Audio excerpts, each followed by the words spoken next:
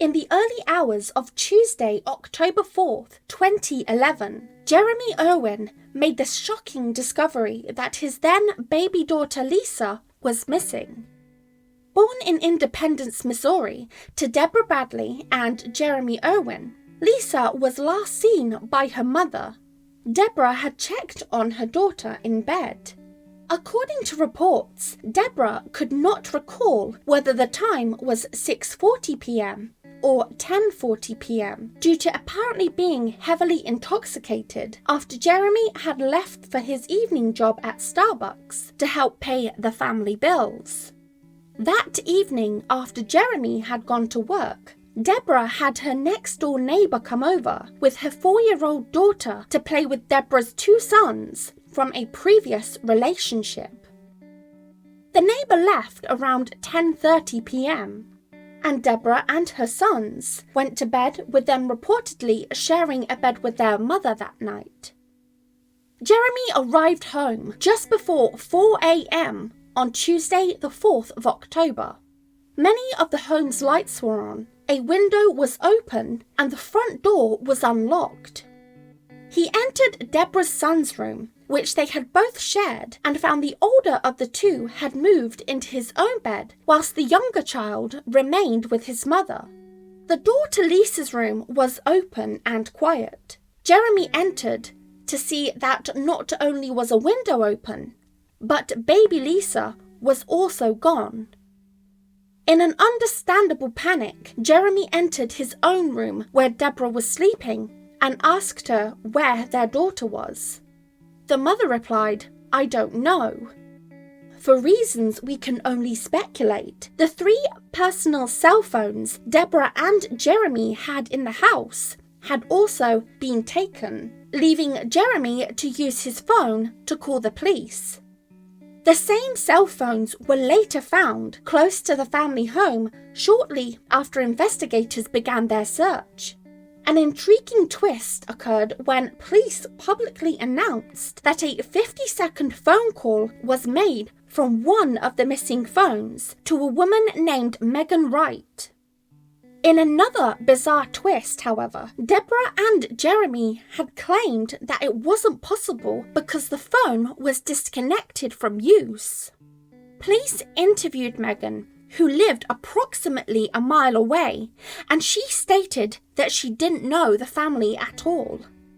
"I didn't have my phone at the time, but apparently there was a 50-second call from one of the family's cell phones to my cell phone," Megan explained. "I don't know what was said, or who called, or who answered my phone, but that's what the police have been questioning me about," she said at the time. Megan claimed that she shared the cell phone with 8 other people in the shared household, of which 5 were adults and the remainder were children. But on the night of Lisa's vanishing, one particular house guest named Dane L. Greathouse had apparently had hold of the phone for the majority of the night. Megan said that he had had the phone during the evening, to the point where it was becoming an issue to others in the house who also wanted to make calls. The call from one of the cell phones from Deborah and Jeremy's household was made between 8 and 8:30 p.m., 2 hours before Deborah said she had last seen her daughter. A conflicting source who claimed to be close to the investigation said that this call happened closer to midnight the same evening rather than earlier on, but the fact remained that Lisa was still nowhere to be found. Dane Greathouse was later cleared of having anything to do with Lisa's disappearance by police. But the phone call to Megan's shared cell phone and why and how a call came from a phone belonging to Deborah and Jeremy that was supposed to not be in service is both perplexing and another missing piece of this already confusing puzzle surrounding Lisa's disappearance. Police haven't released further information regarding the phones or the phone call, such as were there any additional fingerprints found on the apparently discarded cell phones. But the mystery doesn't end there. Megan had previously dated a man in the neighborhood known as Jersey, who was later questioned by police, and it was determined that he wasn't a suspect. Police discovered baby clothes that had been burnt in a neighborhood dumpster. These clothes were later shown to Deborah and Jeremy, and there doesn't appear to be any further information to indicate that these belonged to Lisa or they came from the family's household. Next to nothing regarding the baby clothes has been said beyond the initial report. Surveillance footage was later brought forward, leading police to 2 suspects who were later cleared of having any involvement into now what was being considered a possible abduction by law enforcement. On October 19, 2011, a search was performed in the Irwin household. Court documents showed that during the use of a cadaver dog, a scent was picked up near the foot of Deborah and Jeremy's bed. Police suspected that the scent was linked to Lisa, and more specifically, that she was dead. But even with this discovery, there was nothing further to lead police to believe that a homicide had taken place. Several items belonging to the baby was removed during the search warrant, included a multicolored comforter, purple shorts, a Disney character shirt, a glowworm soft toy, a Cars-themed blanket, rolls of tape, and a tape dispenser.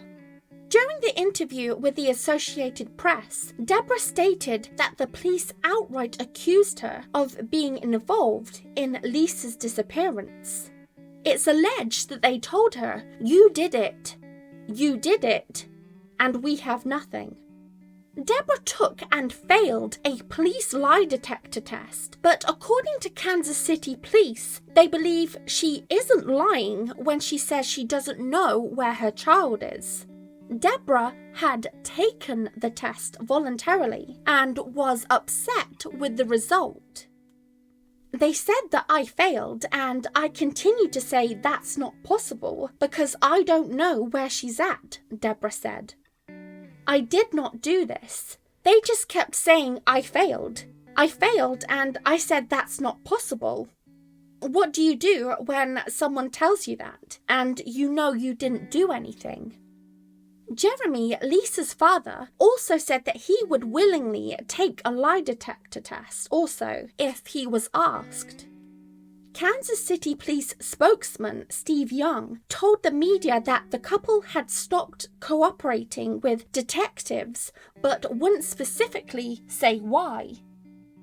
To this, Jeremy told Good Morning America about how worn out they were feeling following constant interrogation over the previous days since Lisa's disappearance.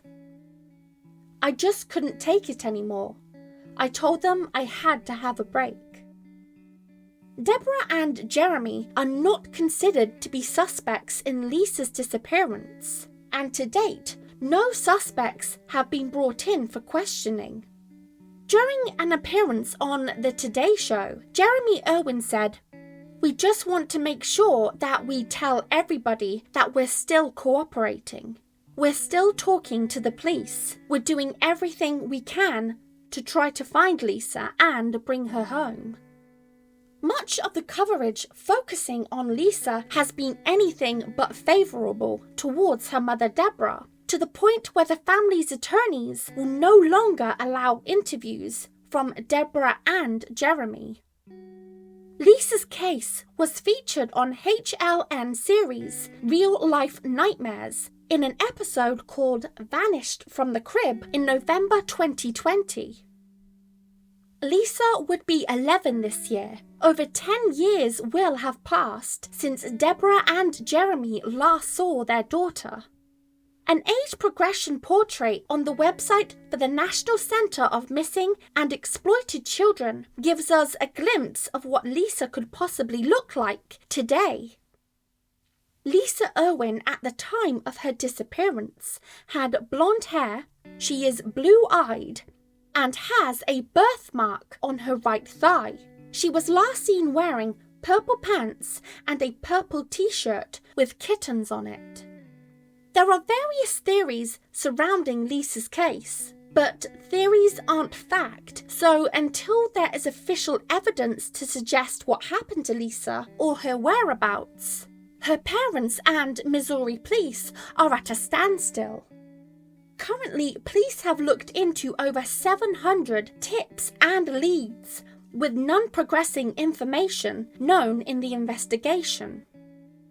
If you have any information regarding the disappearance of Lisa Irwin or have information of her whereabouts, I sincerely implore you to contact the Kansas City Police Department, Missouri on 1-816-474-8477.